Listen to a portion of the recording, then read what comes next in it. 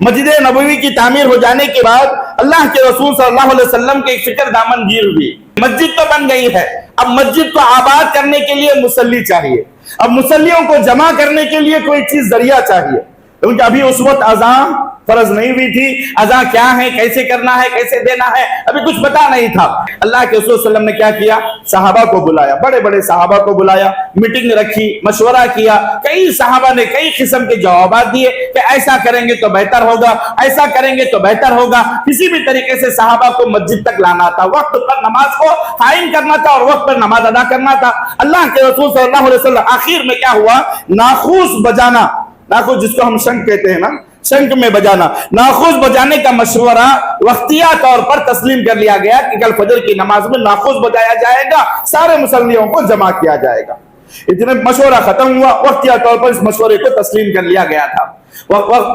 ختم ہوا، مشورہ ختم ہو گیا، اللہ کے نبی گھر چلے گئے، سارے صحابہ گھر چلے گئے۔ ایک صحابی جن کا نام عبداللہ بن زید بن عبد الربی ہیں، یہ سوئے ہوئے تھے، ان کو ایک خواب دکھائی دیا، خواب میں ایک فرشتہ ناخوس لے کر کے جا رہا تھا،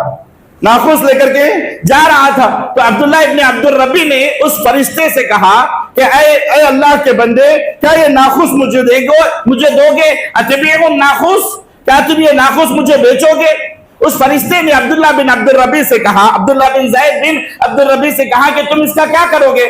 تمہارے لیے کیا کام کی ہوگی؟ تو عبداللہ بن زید بن عبد الربی نے کہا کہ ہم اس کے ذریعے لوگوں کو نماز کے لیے جمع کریں گے، ہم اس کو بجا کر کے لوگوں کو نماز کے لیے اکٹھا کریں گے، ناخوس بجانا ہے۔ فرشتے نے کہا کہ اچھی بات ہے، ایک کام کرو، کیوں نہ میں تمہیں اس سے بہتر کوئی چیز بتلاؤں، اس سے بہتر کسی چیز کی تعلیم دو۔ عبداللہ بن زید نے کہا کہ اچھی بات ہے، ضرور دیجئے، اچھی بات ہے، ضرور دیجئے۔ تو اس فرشتے نے خواب کے ذریعے، خواب میں آ کر کے عبداللہ بن زید بن عبد الربی کو اذان سکھلائی، اللہ